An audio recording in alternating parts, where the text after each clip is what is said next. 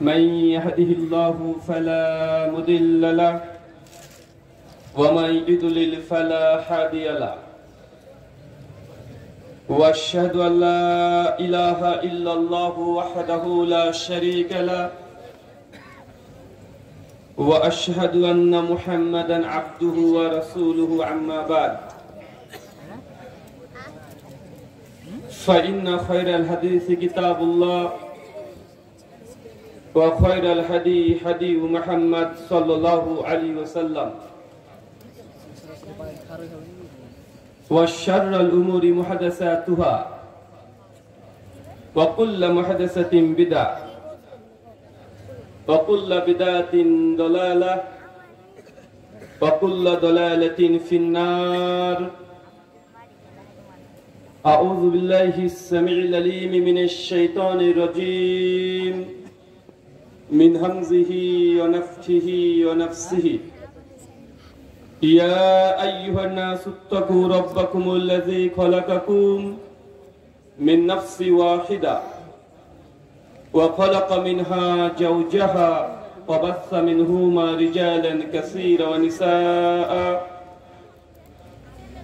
واتقوا الله الذي تساءلون به والأرحام إن الله كان عليكم رقيبا. يا أيها الناس اتقوا يا أيها الذين آمنوا اتقوا الله حق تقاته ولا تموتن إلا وأنتم مسلمون. يا أيها الذين آمنوا اتقوا الله وقولوا قولا سديدا يصلح لكم أعمالكم يغفر لكم ذنوبكم ومن يطع الله ورسوله ফাকাদ ফাযা ফাওজান আযীমা। সমস্ত প্রশংসা সেই মহান সত্তা আল্লাহ সুবহানাহু ওয়া তাআলার জন্য, যিনি আমাদের সৃষ্টি করেছেন। শুধু সৃষ্টি করেননি, এই পৃথিবীতে সহস্র কোটি মাখলুকাত সৃষ্টি করার পরেও যিনি আমাদের এই মানব জাতিকে সর্বশ্রেষ্ঠ জাতি, সর্বশ্রেষ্ঠ মাখলুকাত এবং সর্বশ্রেষ্ঠ নবী মুহাম্মদ আরবি সাল্লাল্লাহু আলাইহি ওয়াসাল্লামের উম্মত হিসেবে প্রেরণ করেছেন, সেই মহান সত্তা আল্লাহ সুবহানাহু ওয়া তাআলার সংক্ষিপ্ত শুকরিয়া সুজুদ আদায় করি। তার নিজেরই শেখানো ভাষা দিয়ে সকলে এক বাক্যে পড়ি আলহামদুলিল্লাহ। বাদাসিয়া যুব সমাজ কর্তৃক আয়োজিত মসজিদের উন্নয়ন কল্পে আজ ২৭তম ইসলামী আলোচনা সভা, তারিখ 12 নভেম্বর 2024 মঙ্গলবার। আজকের এই আলোচনা সভাটিকে সফল করার জন্য যারা সার্বিক দিক থেকে সাহায্য এবং সহযোগিতা করেছেন, তাদের প্রত্যেকে স্বতন্ত্রভাবে নাম নিয়ে শুকরিয়া আদায় করা সম্ভব নয়। তারপরেও যারা অর্থ, শ্রম, মেধা, দোয়া, পরামর্শ এবং দূর দূরান্ত থেকে যেসব দিনী ভাই এবং বোনেরা আজকের আলোচনা শ্রবণের উদ্দেশ্যে এখানে একত্রিত হয়েছেন, আল্লাহ সুবহানাহু ওয়া তাআলা আপনাদের প্রত্যেকের নেক নিয়াত এবং নেক আমলগুলোকে কবুল করে নাও। সকলে পড়ি আমিন। মহান সত্তা আল্লাহ সুবহানাহু ওয়া তাআলার কাছে দোয়া, এই প্রার্থনা, আল্লাহ সুবহানাহু ওয়া তাআলা, আমরা মানুষ, আমরা কম বেশি ছোট বড় ভুল ত্রুটি বিচ্যুতি গুনাহ পাপ অন্যায় করে থাকি। আজকের এই আলোচনা সবার ওসিলায় আমাদের পেছনের ছোট ছোট গুনাহগুলোকে তুমি ক্ষমা করে দাও। সকলে পড়ি আমিন। সম্মানিত সুধী, বাদ মাগরিব থেকেই বিভিন্ন আলোচক তারা পবিত্র কোরআনুল কারীম এবং হাদিসে মুবারাকা থেকে অনেক গুরুত্বপূর্ণ আলোচনা আপনাদের সামনে পেশ করেছেন। আজকের এই আলোচনা সভার অন্তিম লগ্নে আপনাদের সামনে উপস্থিত হয়েছি কিছু কথা কোরআনুল কারীম এবং হাদিসে মুবারাকা থেকে বর্তমান প্রেক্ষাপটকে সামনে রেখে কিছু কথা বলার উদ্দেশ্যে আজকে যে বিষয়ে আলোচনা হবে, আলোচ্য বিষয় আল্লাহ সুবহানাহু ওয়া তাআলা প্রত্যেক মানুষকে এই দুনিয়াতে যে উদ্দেশ্যে প্রেরণ করেছেন। কি উদ্দেশ্যে প্রেরণ করেছেন বলেন তো? কিসের জন্য? তার ইবাদতের জন্য।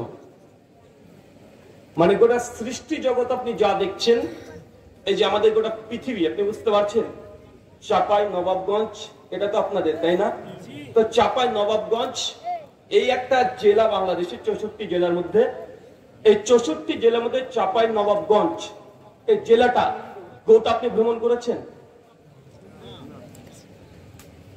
সম্ভাব্য আপনি আপনার গ্রাম যেটা, এই গ্রামটাকে আপনি নখর দর্পণে রাখতে পারেননি, কিন্তু চাপাই নবাবগঞ্জ এই গ্রামের তুলনায় অনেক বড়। অনেক বড় না? আচ্ছা, চাপাই নবাবগঞ্জের তুলনায় আপনার তো রাজশাহী বিভাগের মধ্যে পড়েন নাকি? রাজশাহী বিভাগ চাপাই নবাবগঞ্জের তুলনায় অনেক বড় নয়? আচ্ছা, রাজশাহী বিভাগ এটা ছেড়ে দেন, ওটা বাংলাদেশ, এটা কত বড় চিন্তা করেছেন? প্রায় 18 থেকে 20 কোটি মানুষ সেখানে বসবাস করে। আর আমি যে দেশ থেকে এসেছি, ইন্ডিয়া, ভারত, ওই দেশের মানুষের সংখ্যা কত কোটি জানেন? 140 কোটি। তার মানে বাংলাদেশের তুলনায় ভারত কত বড় চিন্তা করতে পারছেন?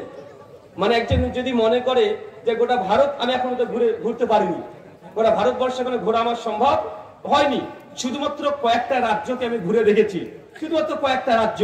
মানে বাংলাদেশ 18 কোটি, ভারত আছে 140 কোটি। শুধু ভারতকে দেখে মনে হচ্ছে বাংলাদেশের তুলনায় অনেক বড়, কিন্তু গোটা বিশ্ব জগৎ, এই পৃথিবী, এটা কত বড় চিন্তা করছেন আবার? আর এই গোটা পৃথিবী, এর মধ্যে চাঁপাইনবাবগঞ্জ শহরে আমরা বসে এখানে আলোচনা করছি। তো পৃথিবীর তুলনায় আমরা ছোট একটা প্যান্ডেল কতটুকু মনে হচ্ছে? কথা বলেন। আচ্ছা, আমরা যখন দিনের বেলাতে সূর্য দেখি না, সূর্য, আচ্ছা পৃথিবী, গোটা পৃথিবীর তুলনায় সূর্য কত লক্ষ গুণ বড় জানেন? 13 লক্ষ গুণ। চাচা, আপনার ভাষায় আপনি তো বুঝতে পারবেন না এটা। আমাদের গোটা পৃথিবী, সেটা বাংলাদেশ নয়, যতগুলো গোটা পৃথিবী, আমেরিকা, ব্রিটেন, ইউরোপ যা আছে, সৌদি, কুয়েত, কাতার, দুবাই, সব গোটা পৃথিবী, এরকম 13 লক্ষ পৃথিবী সমান হচ্ছে একটা সূর্য। এখন তুলনা করে দেখেন তো, এই সূর্যের তুলনায় এই পৃথিবীটা কত ছোট, আর পৃথিবীর তুলনায় বাংলাদেশ কত ছোট, আর বাংলাদেশের তুলনায় রাজশাহী বিভাগ কত ছোট, আর রাজশাহী বিভাগের তুলনায় এই চাপাই নবাবগঞ্জ একটা ছোট্ট শহর, এটা কত ছোট। তার মধ্যে একটা থানার অন্তর্গত আজকে আমরা এখানে হাজার হাজার মানুষ বসবাস করেছি। রব্বুল আলামিন, মহান সত্তা আল্লাহ সুবহানাহু ওয়া তাআলা, গোটা সৃষ্টি জগতের রব। আমরা সূর্যকে দেখছি একটা ফুটবলের সমান। সূর্য আমাদের থেকে কত লক্ষ কিলোমিটার দূরে আছে জানেন? 15 কোটি। কত কোটি বলেন তো? আপনাদের গোটা বাংলাদেশ 1 লক্ষ কোটি হবে, সরি 1000 কিলোমিটার হলে বাংলাদেশের এই প্রান্ত থেকে ওই প্রান্ত চলে যাবেন, মাত্র 1000 কিলোমিটার বা 1500 কিলোমিটার। কিন্তু এই পৃথিবী থেকে আমরা সূর্যকে দেখছি ছোট্ট থালার মতো। কেন বলেন তো? অনেক দূরে আছে। কত কোটি? 15 কোটি লক্ষ মাইল দূরে সূর্যের অবস্থান। আর সূর্যের যা সাইজ, 13 লক্ষ পৃথিবী সূর্যের মধ্যে ঢুকে দেওয়া যাবে। আল্লাহ করে সৃষ্টি জগতের রব না ভাইজান? তাহলে আমার আপনার মূল্য কি? আমার আপনার মূল্য কি? আমাদের কাছে যেমন একটা ছোট্ট পিঁপড়া পায়ের তলে ঘুরে বেড়ায়, যেমন কোনো মূল্য নেই, মনে ছোট্ট, কত ছোট্ট, তো আল্লাহ সুবহানাহু ওয়া তাআলার কাছে এই গোটা সৃষ্টি জগৎ কত নগণ্য, কত ছোট। আপনি বুঝতে পারছেন? কিন্তু তারপরে আমাদের দাম্ভিকতা কত, কত দাম্ভিকতা, কত অহংকার আমরা করছি কি করছি না? করছি না ভাইজান? আমি অবাক হই, বাংলাদেশ 90% মুসলিম রাষ্ট্র। আপনাদের চাঁপাইনবাবগঞ্জের অত্র অঞ্চলে যতগুলো মানুষ আছে তার 95% মুসলিমে বিশ্বাস করি। চাঁপাইনবাবগঞ্জ হচ্ছে এমন একটি শহর, শুধু মুসলিম নয়, আহলে হাদিসদের প্রাণ কেন্দ্র ছিল। ব্রিটিশ বিরোধী আন্দোলনে আপনাদের চাঁপাইনবাবগঞ্জ, পাশে আমাদের মালদা, দিনাজপুর, আপনাদের ঠাকুরগাঁ, আমাদের দিনাজপুর, আপনাদের দিনাজপুর, নাম একই আছে, শুধু মাঝখান দিয়ে তারকাটা পড়ে গেছে। আমাদের বিহার, কাটিহার, এগুলো হচ্ছে ব্রিটিশ পিরিয়ডে আহলে হাদিসদের জিহাদের মার্কাজ ছিল। ব্রিটিশরা 190 বছর এই গোটা উপমহাদেশকে তারা শাসন করেছে। তাদের শক্তির কাছে পরাস্ত হয়ে 7 সমুদ্র 13 নদী পার করে চলে গেছে আহলে হাদিস উলামাদের রক্তের বিনিময়ে। আর আজকের আমাদের আহলে হাদিসদেরকে দেখেন, অবাক, একটা মসজিদ নির্মাণ হবে, এই জন্য মসজিদ উন্নতি কল্পে প্রোগ্রাম করতে হচ্ছে। কত লজ্জা, কত ধিক্কার! আপনি জানেন বাংলাদেশে বর্তমান পরিস্থিতি খুব শোচনীয়। যেহেতু এখন রাষ্ট্র ক্ষমতায় কেউ নেই, সেইভাবে অন্তর্বর্তী সরকার চলছে, সেই সময়ে বাংলাদেশের দুর্গোৎসব হয়ে গেল। এই বাংলাদেশে শুধুমাত্র কতগুলো পুজোর মণ্ডপ হয়েছে আপনার খোঁজ আছে? কতগুলো বলেন তো আইডিয়া করে? আরে ভাই বলেন না। শুধু বাংলাদেশে এবছর 31,463টা, প্রথম আলো নিউজ অনুযায়ী 31,463টা শুধু মণ্ডপ হয়েছে বাংলাদেশে। আমি যে দেশ থেকে এসেছি ইন্ডিয়া, ওটা ইন্ডিয়া নয়, পশ্চিম বাংলা, মানে কলকাতা কেন্দ্রিক। ভারত মানে আরো অনেক বড়, শুধু কলকাতা কেন্দ্রিক, মানে ভারতে যারা বাংলাতে কথা বলে পশ্চিম বাংলায়, শুধু পশ্চিম বাংলায় 1,21,000 মণ্ডপ হয়েছে। এবছর আমাদের পশ্চিম বাংলায় দেবী দুর্গা পূজার উৎসবকে কেন্দ্র করে টোটাল খরচ হয়েছে 1,000 কোটি টাকা। কত কোটি টাকা? আমি অবাক এখানে হই না, আমি অবাক এখানে হই যে মাত্র 4টে দিন অমুসলিম হিন্দু দাদারা ধর্ম উৎসব পালন করবে। কয়টা দিন? 4টে দিন। ষষ্ঠমী, সপ্তমী, অষ্টমী, নবমী, দশমী, এই 4 থেকে 5টা দিন। একাদশীতে বিসর্জন দিয়ে দেয়। মাত্র 4 থেকে 5 দিন তারা ধর্ম উৎসব পালন করবে, ইবাদত করবে, পূজা অর্চনা করবে, দেবী দুর্গাকে ভোগ দিবে। মাত্র 5টা দিনের জন্য তারা যদি 1,000 কোটি টাকা খরচ করতে পারে, মাত্র 5টা দিনের জন্য কৃত্রিম ভাবে মন্দির তৈরি করতে পারে, কোটি কোটি টাকা খরচ করতে পারে, মুসলমান আল্লাহর ঘর মসজিদ তৈরি হবে, যে চিরস্থায়ী, 3 দিন 4 দিনের জন্য নয়, 5-7 দিনের জন্য নয়, 3-4 বছরের জন্য নয়। যতদিন আপনাদের গ্রাম থাকবে ততদিন মসজিদ থাকবে কি থাকবে না? কথা বলেন। আরে অমুসলিমরা একটা মণ্ডপ তৈরি করে পুজোর, মাত্র 5 দিনের জন্য কমপক্ষে 5 থেকে 10 লক্ষ টাকা খরচ আছে। এর চেয়ে অনেক বড় বড় আছে। বড় বড় খরচ বলতে 50 লক্ষ, 1 কোটি টাকা পর্যন্ত বাজেট থাকে তাদের মাত্র 5 দিন ধর্ম পালন করার জন্য, ইবাদতের জন্য। আর মুসলিম প্রতিদিন 5 বার সালাত আদায় করবে মসজিদে। এই জন্য তোমাদের কাছে টাকা চাইতে হবে, এক্সট্রা একটা বক্তাকে নিয়ে এসে দিয়ে জোর করে তোমার প্রত্যেক টাকা চাইতে হবে। এটা কত বড় লজ্জা! আমি অনেক জায়গাতে দেখেছি। আপনাদের কাছে একটা প্রশ্ন করে যাই, নিজের বিবেককে প্রশ্ন করবেন। হিন্দুদের হরে কৃষ্ণ হরে রাম নাম যজ্ঞ, হরিনাম জপ করে না? আছে না ভাইজান? ওরা 3 দিন 4 দিন করে। কি করে? হরে কৃষ্ণ কৃষ্ণ কৃষ্ণ হরে হরে, হরে রাম রাম রাম হরে হরে। 3 দিন লাগাতার চলছে, 3 দিন। আচ্ছা, তাদের হরিনাম জপ করার জন্য কখন আপনার চোখে পড়েছে যে এক্সট্রা একটা পণ্ডিতকে নিয়ে এসেছে, পুরোহিতকে ডেকে নিয়ে এসেছে, ঠাকুর মশাইকে ডেকে এনেছে, এনে বলেছে যে ঠাকুর মশাই আমাদের এলাকায় মন্দির উন্নতি কল্পে আমরা এই হরিনাম জপ অনুষ্ঠান দিয়েছি, এদের টাকা তুলে দিবেন? এরকম নজরে পড়েছে আজ পর্যন্ত? তাদের মন্দির হয় না? কিভাবে হয়? কোন খ্রিস্টানকে দেখেছেন তাদের পাদ্রীকে ধরে নিয়ে এসে গ্রামের মানুষ থেকে টাকা তুলছে? আল উলামা ওয়ারাসাতুল আম্বিয়া, আল্লাহ নবী বললেন আলেম উলামারা হচ্ছে নবীদের ওয়ারিস। এই ওয়ারিসদেরকে ডেকে এনে আপনার কাছে জোর করে টাকা তুলতে হচ্ছে। এটা কত বড় লজ্জা! আপনার মসজিদের সালাত কি আমি আদায় করতে আসবো? বলেন, কে আসবে? আমি আসবো? আমার বাপ আসবে? আমার 14 গোষ্ঠীর কেউ আসবে? আরে নামাজ তো আপনি পড়বেন। যে কবরস্থান আছে ওখানে আপনি শায়িত হবেন, আপনার বাবা হবে, মা হবে, ছেলে মেয়েরা হবে। এর জন্য স্পেশাল ভাবে বক্তাকে নিয়ে আসতে হবে, নিয়ে এসে আপনারা এইভাবে কাজ করাবেন। এটা মোটে উচিত নয়। এই নীতিকে পরিবর্তন করতে হবে। আল্লাহ সুবহানাহু ওয়া তাআলা মুসলিম উম্মাহকে তিনি বুঝার তৌফিক দান করে। সকলে বলি আল্লাহুম্মা আমিন। সম্মানিত সুধী, আল্লাহ কোরআনে বলছেন সূরা জুমার সূরা নম্বর 39 আয়াত নম্বর 18, আল্লাযীনা ইয়াস্তাগিউনাল কওল ফায়াত্তাবিউনা হাসানা উলাইকা আল্লাযীনা হাদাহুমুল্লাহ ওয়া উলাইকা হুম উলুল আলবাব। বাংলা মানে আল্লাযীনা ইয়াসতামিউনাল কওল, যারা মনোযোগ সহকারে কথা শ্রবণ করে। কি করে বলেন তো, আরো জোরে বলেন। মনোযোগ সহকারে কথা শ্রবণ করে। কে বলছে? কে বলছে? আল্লাহ সুবহানাহু ওয়া তাআলা। আল্লাযীনা ইয়াসতামিউনাল কওল, যারা মনোযোগ সহকারে কথা শ্রবণ করে, ফায়াত্তাবিউনা আহসানা, এরপর সবচেয়ে দামি, ভালো, আহসান, উত্তম, সর্বোত্তম জিনিসটাকে যা গ্রহণ করে নেয়, ফাউলাইকা আল্লাযীনা হাদাহুমুল্লাহ, যারা এমন নীতিতে বিশ্বাসী, যাকে যা করার শোনা থেকে শুনবো, সঙ্গে সঙ্গে মেনে নিব।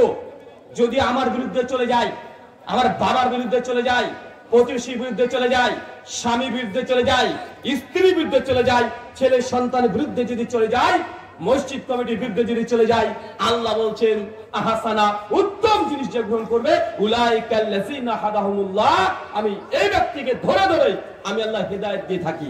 তার মানে বুঝে গেল আল্লাহ সবাইকে হেদায়েত দেয় না। কথা কি বুঝতে পারছেন? আচ্ছা, কে কে আমার কথা বুঝতে পারছেন একটু হাত তোলেন তো।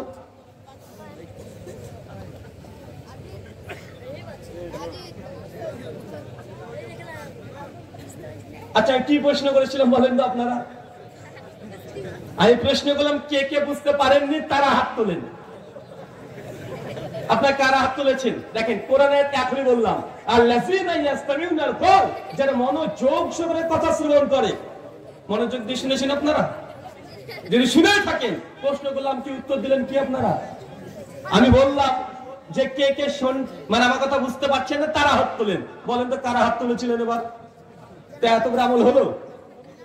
দেখেন সেকেন্ডের মধ্যে মুসলিম, মানে কথা যে গোটা শুনবে এতটুকু তার ধৈর্য নাই, এতটুকু ধৈর্য নাই। আল্লাহ বলছে ফায়াত্তাবিউনা হাসানা, এই শোনার পরে যেটা সবচেয়ে বেটার, ভালো, এটাকে গ্রহণ করে নিবে, আহসান, উত্তম জিনিস গ্রহণ করবে, ফাউলাইকা আল্লাযীনা হাদাহুমুল্লাহ, আমি এদেরকে ধরে মূলত হেদায়েত দিয়ে থাকি। মানে আল্লাহ সবাইকে হেদায়েত দেয় না। আবু জাহেল তো কথাই শুনেনি, আবু জাহেল হেদায়েত পাবে কিভাবে? আবু জাহেল বলতো মুহাম্মদ যখন কোরআন পড়বে তোমরা ওখানে গিয়ে সিটি বাজাবে, হইচই লাগিয়ে দিবে, কথা শুনতোই না, আর ধরে ধরে মানুষকে বলতো খবরদার মুহাম্মদের কাছে কেউ যাবে না, কারণ মুহাম্মদের কাছে গেলে ও কোরআন শোনাবে আর তোমরা সঙ্গে সঙ্গে তার ধর্ম গ্রহণ করে নিবে, অতএব মুহাম্মদের কাছে কোরআন শোনা যাবে না। ভাই বলতো কি বলতো না, কথা বলেন। তাহলে অনেকে মানুষের সাথে শুনতেই চায় না, আর শুনলেও অর্ধেক শুনি অর্ধেক শুনি না।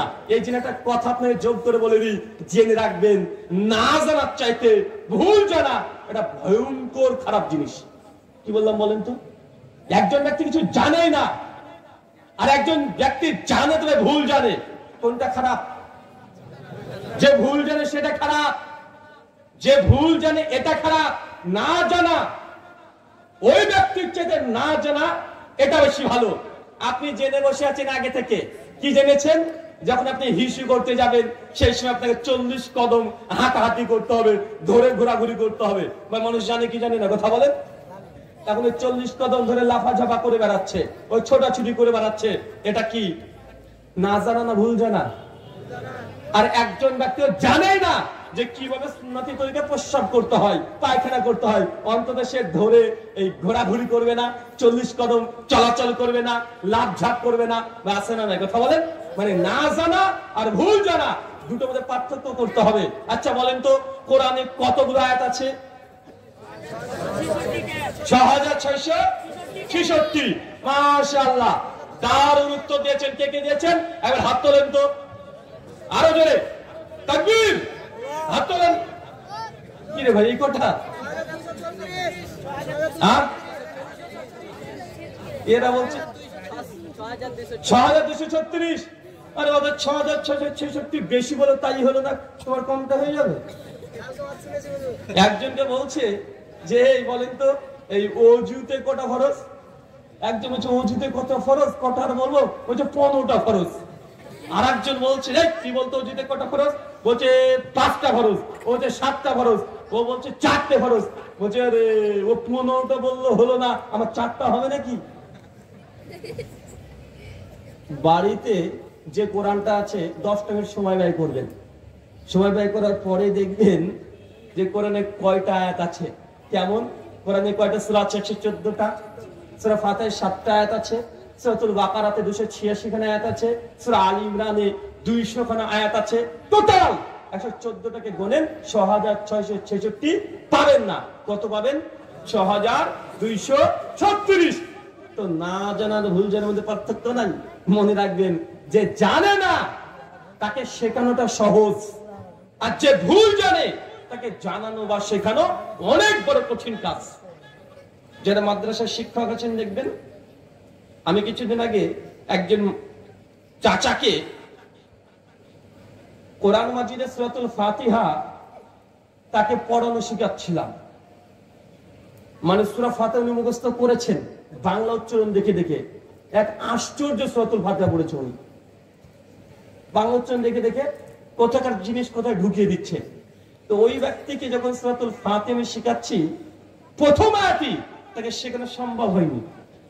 কেন বলেন তো? ও ভুল জানে। আগে ভুলটাকে মানে ও বুঝতে পারছে, কিন্তু বলতে যাচ্ছে আবার টান ওইদিকে চলে যাচ্ছে। এমন হয় কি হয় না? কথা বলেন, হয় কি হয় না?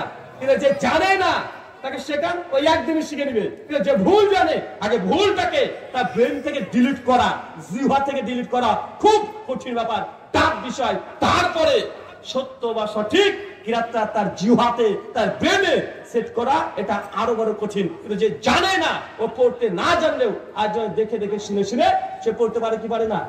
পারে। তার মানে কি বুঝলেন এখান থেকে? না জানার চাইতে ভুল জানাটা ভয়ঙ্কর। কিন্তু আমাদের সমাজে ভুল জানাটা বেশি আছে না নাই? ধর্ম অনেক জানি আমরা, অনেক ধর্ম জানি, কিন্তু বেশিরভাগ আমরা ভুল জানি। যেন আপনাকে একটু আগে বললাম, চলেন আপনাকে আরো কিছু আলোচনা করে দেখাতে চাচ্ছি যে বর্তমানে গোটা বিশ্ব জগৎ এবং আপনাদের বাংলাদেশ এবং মুসলিমদের প্রেক্ষাপট অবস্থান কেমন আছে। সুনান তিরমিজি 2417 নম্বর হাদিস, আল্লাহ নবী বলছেন, প্রত্যেক আদম সন্তানকে কিয়ামতের মাঠ আল্লাহ 5খানা প্রশ্ন যতক্ষণ না করবে, আল্লাহ একটা ধাপ সামনে এগোতে দেবে না। কয়টা প্রশ্ন হবে? কয়টা? 5টা প্রশ্ন হবে। নচেত আল্লাহ কোন আদম সন্তানকে এক ধাপ সামনে এগোতে দেবে না। প্রথম, আন উমুরিহিম, তোমাকে যে হায়াত দিয়েছিলাম, বয়স দিয়েছিলাম, চাচা 65 বছর বয়স আপনার, কিয়ামতের মাথায় কড়াই গন্ডার লাখ হিসাব দিতে হবে। আপনার ছেলে 24 বছরে মারা গেছে, 24 বছর হিসাব কড়াই গন্ডা হিসাব দিতে হবে। আল্লাহ বলছেন একজন মানুষকে কিয়ামতের মাঠে 5খানা প্রশ্ন করা হবে। প্রথম প্রশ্ন, আন উমুরিহিম, তার গোটা হায়াত, এগুলা জীবন প্রসঙ্গে আল্লাহ হচ্ছে কড়াই গন্ডা হিসাব নিতে আল্লাহ সুবহানাহু ওয়া তাআলা নেবেন। এক ধাপ আল্লাহ এগোতে দেবেন না। আচ্ছা, মার্ক জাকারবার্গকে কেউ চেনো? হ্যাঁ, আরে ভাই একটু হাত তো মারে। এই চাঁপাইনবাবগঞ্জের মানুষ কি মরা মানুষ নাকি? আপনাদের এলাকা আজকে কেউ মারা গেছে? দেখে তো দুঃখ দুঃখ ভাব মনে হচ্ছে কেন আপনাদের? মানে কোনো খুশি নাই কি? কেউ মারা গেছে? গার্লফ্রেন্ড ছেঁকা দিয়েছে? তাহলে কি সমস্যা রে ভাই? কথাও বলে না এরা। আমি যখন ইন্ডিয়াতে প্রোগ্রাম করি তখন দেখি যে আমাদের পশ্চিম বাংলার মুসল্লি যারা আছে আলোচনা শুনতে আসে, ওরা কথা বলে না। কিন্তু বাংলাদেশের অধিকাংশ জেলাগুলোতে বক্তা কথা বলার আগে শ্রোতারা ঠিকই হুল লাফালাফি করতে শুরু করে দেয়। আর বেদাতীদেরকে দেখা যায় যে হুজুর যখন জিকির শুরু করেছে, ইল্লাল্লাহ ইল্লাল্লাহ, একদম থানা ফিল্লা হয়ে হুজুরের লুঙ্গি খুলে নিয়ে পালিয়ে যায়। আছে না কথা বলে? হুজুরকে সে চুম্মা চাম্মা দিয়ে যা মন যায় তাই করে দেয়। আর আপনাদের তাহেরি তো আছে, কি না কে করে, আশ্চর্য বিষয়। তো আপনারা যদি চাঁপাইনবাবগঞ্জের মানুষ যদি এখন নীরব থাকেন, ঘুমন্ত অবস্থায় থাকেন, তাহলে আলোচনা করে মনে হবে যে আপনারা দুঃখ পাচ্ছেন, কষ্ট পাচ্ছেন, মানে আপনারা কঠিন দুঃখের মধ্যে আছেন, শোকের মধ্যে আছেন, মনে হচ্ছে বউ মারা গেছে। আচ্ছা, ফেসবুকের মালিকের নাম কি? মার্ক জুকারবার্গ বা জাকারবার্গ। আচ্ছা, মার্ক জুকারবার্গ কিছুদিন আগে ফেসবুকে টুইট করেছে। তিনি বলছেন গোটা বিশ্ব জগতের 750 কোটি মানুষ 2004 সালে ফেসবুককে লঞ্চ করেছে। কত সালে? 2004 সালে। সে বলছে আমাদের টার্গেট ছিল যে আমাদের ফেসবুক গোটা বিশ্ব জগতে 1 নম্বর আমাদের সোশ্যাল মিডিয়ার প্ল্যাটফর্ম দাঁড় করাবো। কিছুদিন আগে টুইট করে বলছে যে ফেসবুক গোটা বিশ্ব জগতের মধ্যে এখন প্রায় 600 কোটি মানুষের ঘরে ঘরে ফেসবুক অলরেডি চলে গেছে। কত কোটি? 600 কোটি। বাংলাদেশ 6 নম্বরে আছে অ্যাকাউন্টের দিক থেকে। সবচেয়ে আপনারা বেশি করেছেন। চিন্তা করেছেন মানে আপনার কত অ্যাডভান্স। মার্ক জুকারবার্গের স্বপ্নকে আপনারা কিন্তু পূরণ করে দিয়েছেন। ও চেয়েছিল যে প্রত্যেক ব্যক্তির নামে যে একটা ফেসবুক পেজ থাকে। 600 কোটি মানুষ ফেসবুক খুলে ফেলেছে অলরেডি। তারপর তিনি বলছেন যে আমরা গড় গড়ান দেখেছি করোনার সময়। করোনা কথা মনে আছে আপনাদের? কি করেছিলেন বলেন তো? ওই যে গরুর মুখে যে খুশি দিয়ে দেয় না, ওই যে মাস্ক পরে ঘুরে বেড়াবেন না, আল্লাহর অদৃশ্য একটা ভাইরাসের ভয়ে হাতে পায়ে মোজা লাগিয়ে ঘর থেকে ভয়ে বেড়ায় না। কত বিজ্ঞানী, ডাক্তার, মাস্টার করোনা দেখাই যায় না, তাকে ভয় পেয়ে 2 বছর ঘরের মধ্যে বসে থাকলাম। আল্লাহর অদৃশ্য একটা মাখলুক সৃষ্টি জীব আল্লাহ দেখিয়ে দিয়েছেন সেই সময়তে যে এত দাম্ভিকতা তোমাদের। তোমরা এই পৃথিবীতে বসে মঙ্গল গ্রহে ফাটল ধরেছে, ওটাকে মেরামত করছো। তোমরা কম্পিউটারের সাহায্যে পেট না কেটে সার্জারি করে দিচ্ছ, কিডনি চেঞ্জ করে দিচ্ছ, অনেক নিজেকে গর্ব করছো, অহংকার করছো। দেখো অদৃশ্য একটা করোনা নামক ভাইরাস দিয়ে ওরা বিশ্ব জগতের ঘড়ির কাঁটাকে 2 বছর জন্য থামিয়ে দিয়েছিল। দিয়েছে কি দেয় নাই কথা বলে? 2 বছর। শুধু বাংলাদেশ নয়, আমেরিকার মতন তাবৎ তাবৎ রাষ্ট্র তারাও ভয়ে আকাশ থেকে প্লেন চালায় নাই, বুলেট ট্রেন চালায় নাই, বড় বড় ইউনিভার্সিটি বন্ধ, শুধুমাত্র হসপিটালে কিছু কিছু মানুষ শুধুমাত্র ছিল ভয়ের মধ্যে।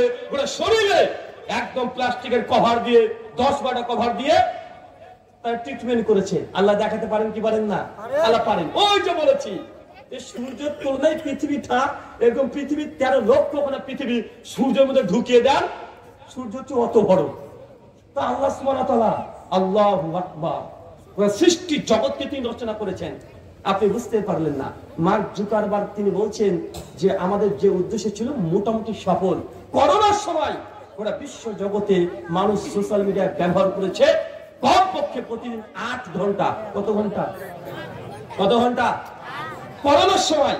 আর স্বাভাবিক 2022-এর পরে যাদেরই সোশ্যাল মিডিয়া প্ল্যাটফর্ম আছে, হোক ফেসবুক, হোক ইন্টারনেট, অথবা হোক ইনস্টাগ্রাম, টুইটার বা রিলস বা টিকটক বা ইউটিউব, প্রতিদিন মার্ক জুকারবার্গ বলছে আমরা 4 ঘন্টা করে মানুষ প্রতিদিন এই সোশ্যাল মিডিয়া ব্যবহার করছে। কত ঘন্টা? আরো জোরে বলেন, কত ঘন্টা? 4 ঘন্টা। 4টে কোনো বিষয়। তখন আপনি দেখেন যাদের যাদের সোশ্যাল মিডিয়া আছে 4 ঘন্টা ব্যবহার করেন। চাচা আপনার হাতে মোবাইল থাকলে আপনি 4 ঘন্টা ব্যবহার করেন। ছোট্ট ছেলে ও 4 ঘন্টা ও বসে সে কার্টুন খেলছে, রিলস দেখছে। মা কোনো কাজ নেই, কি করবে? ছেলেকে খাবার খাচ্ছে না, ছেলে এখন রিলস দেখাচ্ছে। আপনাদের এই এলাকাতে বা এখানে বসে আছেন এমন একটা ছেলে, বাচ্চা ছেলের নাম বলতে পারবেন যার মা তাকে মোবাইল না দিয়ে এখন একটু ভাত খাওয়াতে পারে? হ্যাঁ, এমন একজন পুরুষ মানুষ আছেন, বিবাহিত পুরুষ মানুষ, যে রাত্রিতে ঘুমানোর সময় মোবাইলটা না দেখে কমপক্ষে 15 থেকে 20 মিনিট, আধা ঘন্টা না দেখে কেউ ঘুমিয়েছেন? কেউ আছেন এখানে? কেউ আছেন? দেখান আমাকে একজন। এই তোর বউ আছে? ও হাত তুলছে, ওর পিছিয়ে দুধের দাগ হয়নি, ও হাত তুলে বসে আছে। আচ্ছা আপনার মধ্যে কেউ আছেন? বলেন। চাচা চাচি আছে? আছে চাচি? বয়স কত? মানে আপনার বয়স কত? কত বছর? 80 পার করে দিয়েছে। হ্যাঁ, কত? 65। চাচা ফেসবুক আছে? না থাকলে আপনি করবেন কি? আপনার তো মেশিনই নাই। এখন মেশিন না থাকলে আপনি সময় কাটাবেন কিভাবে? মার্ক জুকারবার্গ বলছে প্রতিদিন 4 ঘন্টা প্রত্যেক মানুষ সময় ব্যয় করছে। এমন কোন মানুষ নেই, ছোট থেকে একদম বৃদ্ধ পর্যন্ত সকলকে মোবাইল অ্যাডিকশন বা সোশ্যাল মিডিয়া প্ল্যাটফর্ম দখল করে নিয়েছে। লাখ ভাগ প্রতিদিন 4 ঘন্টা। জামে তিরমিজি 3550 নম্বর হাদিস। আল্লাহ নবী বলছেন আমার উম্মতের গড় বয়স 60 থেকে 70। চাচা কত? আমাদের উম্মতের গড় বয়স কত? 60 থেকে 70। আমাদের নবী কত বছর ইন্তেকাল করেছেন? 63 বছর। আবু বকর 63 বছর। আমাদের আয়েশা 59 বছর। খাদিজা 55 বছর। সবগুলো দেখেন এই 60 থেকে 70 বছরের মধ্যে আল্লাহ সাদা দুনিয়া থেকে তুলে নিয়েছে। কেউ হয়তো বেশি বাঁচবে, কেউ কম বাঁচবে, কিন্তু এভারেজ গড় গড়ন বয়স কত বছর? 60 থেকে 70। বাংলাদেশের 2023-এর রিপোর্ট, বাংলাদেশের পুরুষদের গড় বয়সের সঙ্গে মৃত্যুর হার ৭০ বছর, আর নারীদের ৭০.৪ বছর। মানে হাদিসের সঙ্গে বাস্তব মিলছে কি মিলছে না?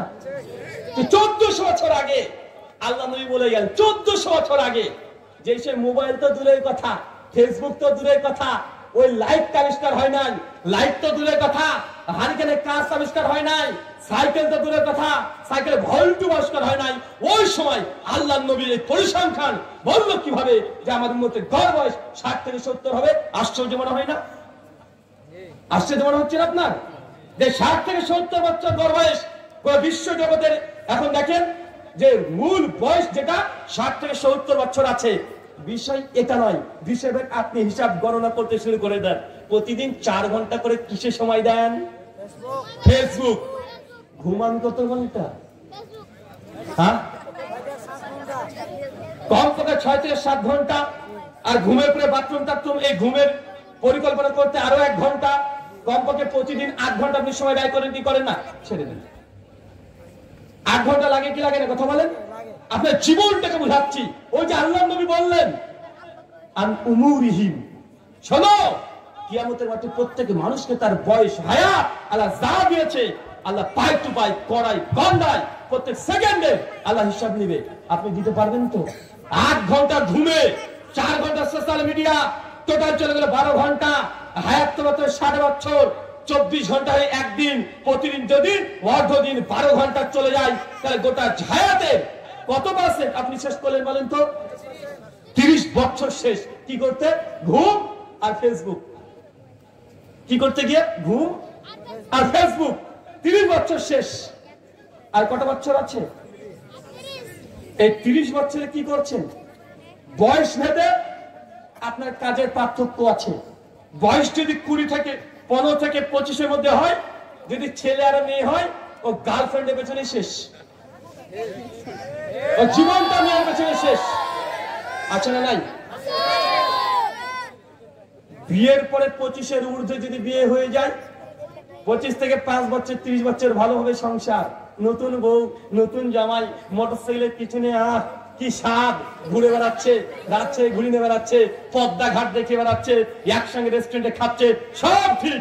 5 বছর পর 30 বছর পার হয়ে গেছে, সঙ্গে সঙ্গে জীবনে নতুন আবার ঝড় চলে আসে। আশিকের সঙ্গে কথা বলে, তখন শুধু পুরুষ মানুষের টার্গেট ইনকাম করতে হবে। কিভাবে ইনকাম করতে হবে এটা দেখার দরকার নেই। ইনকাম যে কোনো মূল্যে, চুরি করে হোক, বাটপারি করে হোক, প্রতারণা করে হোক, চিন্তায় করে হোক, সুদ খেয়ে হোক, ঘুষ খেয়ে হোক, বা আছে না নাই কথা বলেন, দাড়ি কাটতে কম দিয়ে হোক, বাতিল পচা পণ্য বিক্রি করে হোক, করছে কি করছে না? হারাম ইনকাম চলছে কি চলছে না? মাত্র আপনার বয়স যখন 30 বছর হয়ে যায়, সাইকোলজিস্ট যারা মনোবিজ্ঞানী তারা বলছে 30 বছরের পরে একজন পুরুষের দুনিয়াতে কোনো চিন্তা থাকে না, একটা চিন্তা যে কোনো মূল্যে টাকা রোজগার করতে হবে, এটাই টার্গেট, এটা ছাড়া কোনো টার্গেট নাই। আল্লাহ নবী বলছেন কিয়ামতের মাঠে প্রত্যেক মানুষকে তার হায়াত প্রসঙ্গে আল্লাহ জিজ্ঞাসিত করবেন। 2 নম্বর প্রশ্ন, আনসাবাবি, তোমাদেরকে যে যৌবন পিরিয়ডটা দিয়েছিলাম, যৌবন, এই যে 20 বছর থেকে 35 বছর ধরে নেন, আর আবার 5টা প্রশ্ন করবে, যৌবন সময়টা কি কাজে ব্যবহার করেছিলেন, কোন খাতে ব্যবহার করেছিলেন? আচ্ছা বলেন তো, হিসাব দিতে পারবেন? আচ্ছা যারা 20 থেকে 35-এর মধ্যে যারা আছেন একটু হাত তোলেন তো দেখিনি একবার। বয়স 20 থেকে 35-এর মধ্যে? হ্যাঁ, আমি আছি, আমি দলে আছি, এখনো পার করিনি, মাশাআল্লাহ, হাত নামিয়ে দেন। আপনারা আছেন? দ্বিতীয় প্রশ্ন কি বলেন তো, তোমার যৌবন ইয়াং এজ কোন খাতে ব্যবহার করেছো? কিয়ামতের মাঠে কড়াই গন্ডে আল্লাহকে হিসাব দিতে হবে। হিসাব দিতে পারবেন? আমি বারবার বলেছি, অনেকবার বলেছি, যে গোটা হায়াত নয়, যদি আপনাকে বলা হয় যে আপনি এমন একটা জায়গাতে আছেন, আজ থেকে 3 দিন আপনার সঙ্গে গোপন সিক্রেট ক্যামেরা লাগানো ছিল, 3 দিন, মাত্র 72 ঘন্টা, আর 3 দিন যা কাজ করেছেন সমস্ত কিছু ভিডিও রেকর্ড করা হয়ে গেছে আপনারাও জানতেই। আপনি কার সঙ্গে ফোনে কথা বলেছেন, কার সঙ্গে ভিডিও কল করেছেন, কিভাবে রোজগার করেছেন, মাত্র 3 দিন গোপন সিক্রেট ক্যামেরাতে আপনার ধারণ করা হয়েছে। কারণ আপনাদেরকে যদি এই মজলিসে হাজার হাজার মানুষ আছে, যদি আমি প্রশ্ন করি আপনার 3 দিনের এই ভিডিও মানুষের সামনে, গ্রামের সামনে দেখাবো, আপনি অনুমতি দেবেন? কোথায় কি করেছেন? মাত্র 3 দিন, হিসাব দিতে পারবেন? কথা বুঝতে পারলেন না? জীবনের বাস্তবতা বোঝেন। আমাদের অনেকের মনে হয়, যুবক তরুণ যারা আছে, তোমার জীবনের উদ্দেশ্য কি? চাকরি করব, লাখ লাখ টাকা উপার্জন করব, সেলিব্রিটি হব। তার যে রিলস তৈরি করছে, আর কোনো কাজ নেই, বসে সে রিলস তৈরি করছে। কেন? সেলিব্রিটি হবে। বা আছে না নাই? চাচা, আপনার আলোচনা একটু পরে আসছে, অনেক আলোচনা শুনেছেন আপনি। বয়স 60-65 পার হয়ে গেছে। এই তরুণ যারা আছে, এদেরকে কিছু কথা আগে বলে দিই। কেন? আপনারা অনেক জানেন, আমি বিশ্বাস করি আপনি জানেন, অনেক জানেন কোনটা সুন্নাত, কোনটা বিদআত, কোনটা হালাল, কোনটা হারাম। সুদ খেলে মাসে জেনা করলে যেই পাপ সেই পাপ। এই হাদিস শেখ আব্দুর রাজ্জাক বিন ইউসুফ কয়েক লক্ষবার আপনার সামনে বলেছে। বলেছে কি বলেন? কথা বলেন। মান তারাকা সালাতা মুতাম্মাদান ফাকাদ কাফারা। যে ব্যক্তি ইচ্ছাকৃত নামাজকে ত্যাগ করে দিল, সে কাফের হয়ে গেল। কয়েক হাজার বার আপনাদের গ্রামের মানুষ শুনেছেন, এটা আমি বিশ্বাস করি। শুনেছেন না ভাইজান? তারপরে ফজর যদি 10 জন মুসল্লি হয়, আমি কি করতে পারি? জোর করতে আসবো আমি?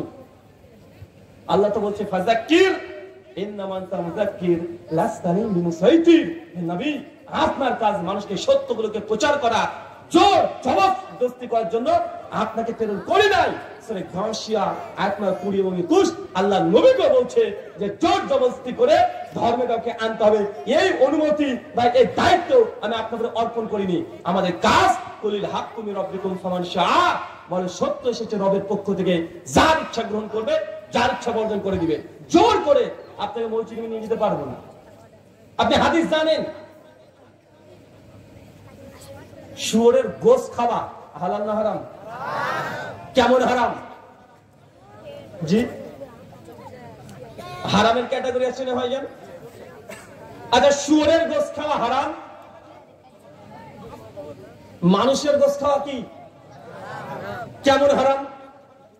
পার্থক্য আছে না নাই? আচ্ছা, জেনা করা হারাম কি হারাম নয়? হারাম, কোনো সন্দেহ আছে?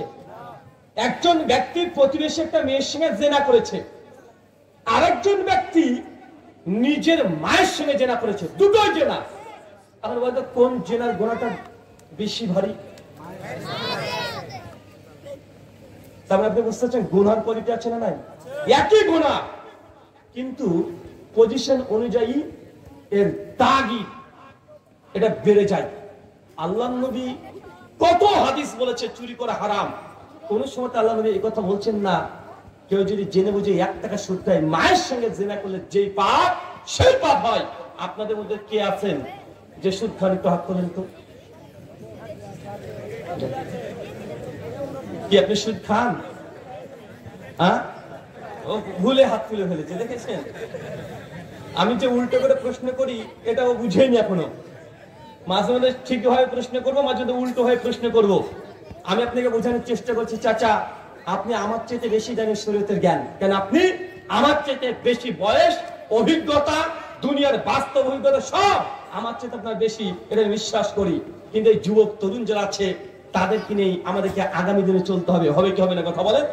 আরে এরাই আগামী গোটা বাংলাদেশকে আবারও গঠন করবে। মাত্র কয়েক মাস আগে দেখলেন না, যারা পাবজি খেলছিল, মেয়ের পিছনে ছুটে বেড়াচ্ছিল, তারা এমন আন্দোলন করে দিল, ওরা বিশ্বকে কাঁপিয়ে দিয়েছে। তাই এরা পারবে, এটা বিশ্বাস করেন। শুধু এদেরকে নেতৃত্ব দিতে হবে। এদেরকে যদি যোগ্য নেতৃত্ব দিয়ে এদের সামনে চলে আসে, জীবনের উদ্দেশ্য যে কি এটা যদি বোঝানো যায়, যদি বোঝানো যায় যে পরকাল কি, আল্লাহ সুবহানাহু ওয়া তাআলা কি, তাদের ডেস্টিনেশন লক্ষ্য যদি পরিবর্তন করে দেওয়া যায়, তাহলে 50% কাজ হয়ে গেছে। আর 50% কাজ হতে বেশি সময় লাগবে না। এই যুবক তরুণদেরকে গড়ে তুলতে হবে, এটা আমাদের মূল লক্ষ্য। এরা যেন গোটা বাংলাদেশে ইসলামের পতাকা উড্ডীন করে ছেড়ে দেয়। আমি বিশ্বাসী পারবে।